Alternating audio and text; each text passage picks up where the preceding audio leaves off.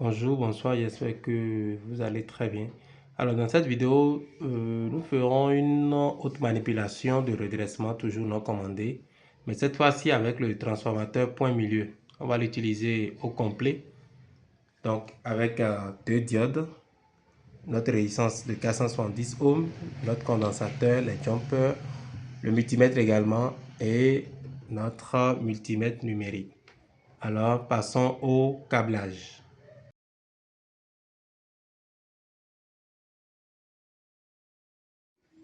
Alors, au vu du schéma de montage que vous venez de voir, lorsque je prendrai les deux alternances de tension, alors je vais brancher le premier à l'entrée, à l'anode de la première diode, le deuxième à l'anode de la deuxième diode, et la sortie des deux cathodes, ça ira au niveau de la résistance. Donc c'est là on va définir la bonne positive. Donc là également, je prends d'ici pour la deuxième diode, d'accord, que je vais toujours au même point. Voilà, là, j'ai maintenant la bonne positive de ma résistance et la bonne négative de ma résistance sera reliée naturellement au point 0 du transformateur, au point 0 du transformateur qui est ici, d'accord, et je le mets là. Et là, ainsi, j'ai fini de câbler rapidement le montage point milieu avec un transformateur point milieu, c'est-à-dire un montage qui comporte deux diodes. Et nous ferons un premier essai d'abord sur la résistance R.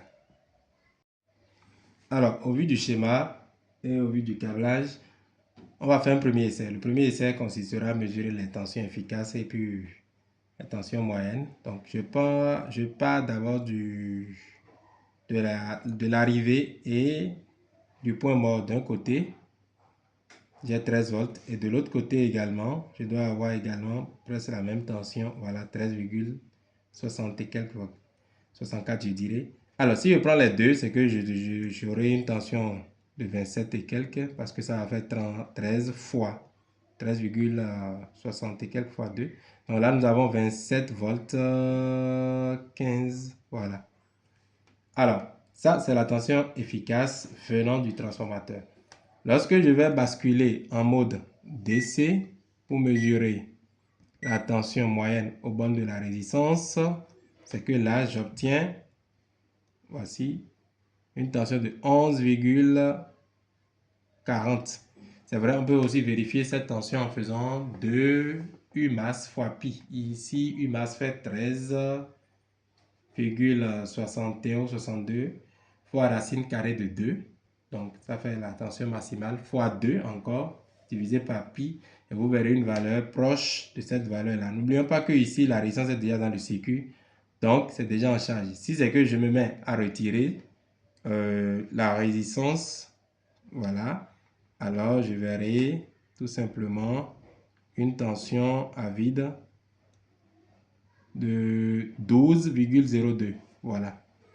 Donc, ceci étant, je viens de vous montrer rapidement la valeur moyenne mesurée au bord de la résistance et la valeur efficace d'une et des tensions venant du secondaire du transformateur. Alors, je vais vous montrer, on va essayer de comparer la tension au bord de la résistance sans le condensateur et la tension au bord de la résistance avec le condensateur. Là, nous avons environ 11,41 volts. Et je vais très bien positionner mon condensateur, c'est-à-dire ici nous savons que c'est la bonne positive, la bonne négative. Donc je vais éviter de mettre la bonne négative là où il y a la bonne positive. Alors je le positionne comme ceci. Voilà. Et je vais remesurer la tension. Celle qui était à 11,41, vous voyez, c'est passé à 17,38. À 17,38. Voilà. Ça, c'est lorsque nous cherchons à filtrer la tension. Et tout à l'heure, nous allons voir sur l'oscilloscope comment est-ce que cette valeur moyenne a changé et qu'elle est passée de 11 jusqu'à 17.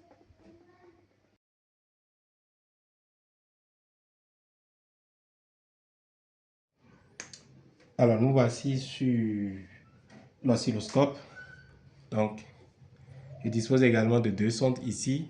J'ai une sonde qui est placée à l'entrée de la première tension et une deuxième sonde qui est placée à la deuxième sortie, d'accord, du transformateur. Donc, première sonde, première sortie, deuxième sonde, deuxième sortie. Et naturellement, la partie à masse commune de ces deux sondes est envoyée sur le point milieu du transformateur. Alors, je vais faire visualiser rapidement la première tension. Voilà ce que ça donne. Donc, nous sommes en sur du 5 volts par division sur la des ordonnées et 5 millisecondes par division sur la des abscisses. Donc, une division de 3, 4, ça fait les 20 millisecondes. Donc, si on fait 1 sur 50 Hz, notre fréquence ici, ce qui fait 0,02 secondes, donc soit 20 millisecondes. Ici, on compte une division de 3.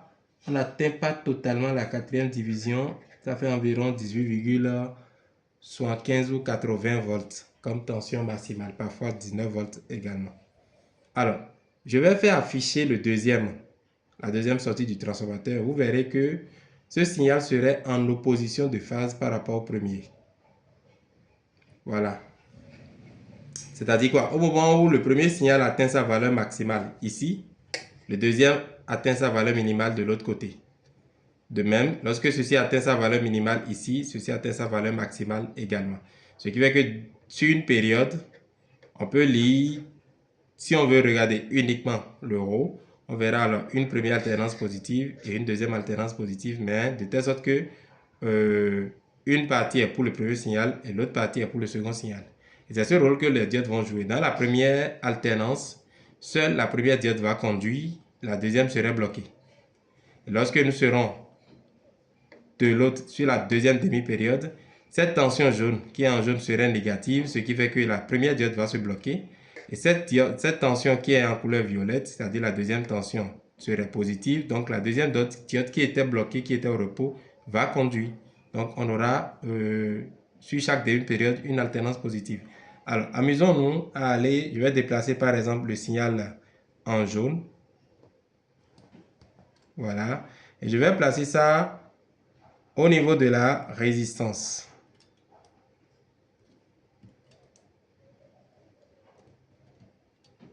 Un instant.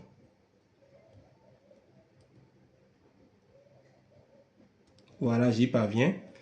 Et vous constatez quoi? Que nous obtenons en jaune rien que des alternances positives. Rien que des alternances positives. Si je m'amuse à retirer d'abord le signal en violet, autant pour moi un instant. Voilà, c'est ce que nous obtenons au niveau de la résistance, c'est-à-dire alternance positive, alternance positive, alternance positive, ainsi de suite. Donc, chaque demi-période, une tension d'arrivée présente son alternance positive. Et lorsque nous y ajoutons par exemple notre condensateur pour l'option de filtrage, en respectant bien sûr les polarités, c'est que nous obtenons facilement quelque chose du genre. Voilà.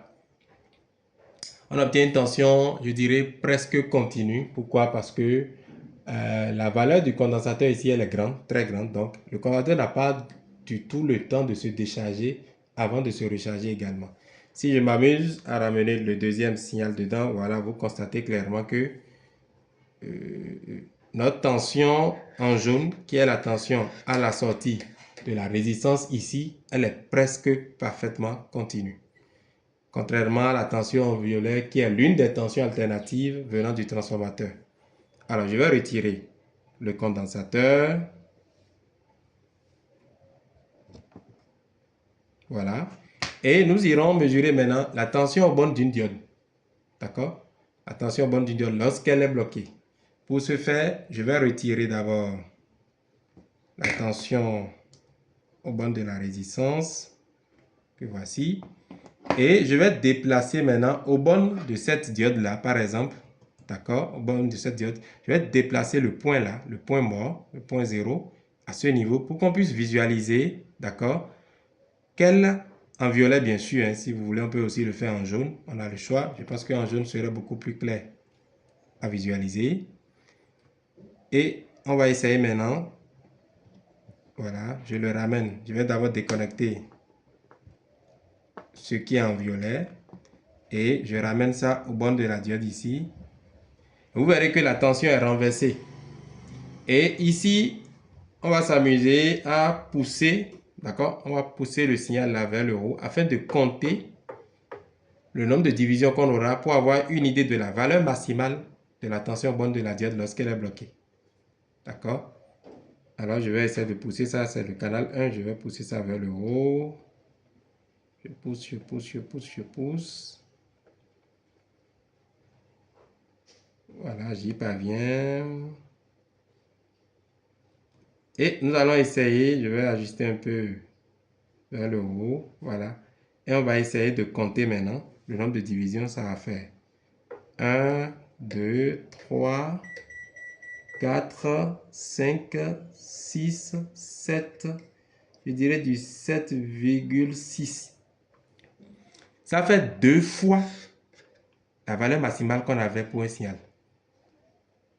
2 fois la valeur maximale qu'on avait pour un signal, comment il va dire, 2 fois la tension maximale, voilà, du signal d'entrée.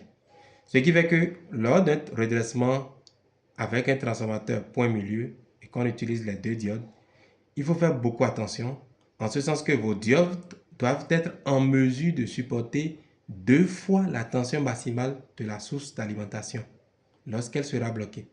Je donne un exemple très simple. Si votre source d'alimentation a une tension maximale de 50 volts, dans un montage point milieu, il faut que votre diode soit en mesure de pouvoir supporter une tension de 100 volts comme tension inverse de crête. Sinon, la diode va claquer. Il n'y a rien à faire. Contrairement que dans un montage pont de Gritz, la tension maximale inverse au bord d'une diode lorsqu'elle est bloquée est justement simplement égale à la tension maximale de la tension d'entrée. Mais dans ce cas-ci, c'est 2 fois la tension maximale. Voilà un peu, je pense, ce que je voulais faire paraître dans cette vidéo par rapport au transformateur point milieu. N'oubliez pas toujours de revisiter cette vidéo autant de fois que vous voulez. Laissez-moi en commentaire vos avis, vos impressions par rapport à la réalisation. Posez aussi vos questions. D'accord? Il n'y a pas de souci. Et pour plus d'informations, pour ceux qui en veulent plus, peuvent me contacter en inbox via mon numéro WhatsApp sur mon profil. Et pour voir cette vidéo en intégralité, rendez-vous sur ma chaîne YouTube. Je vous remercie. N'oubliez pas de liker et de partager autant de fois que vous le voulez.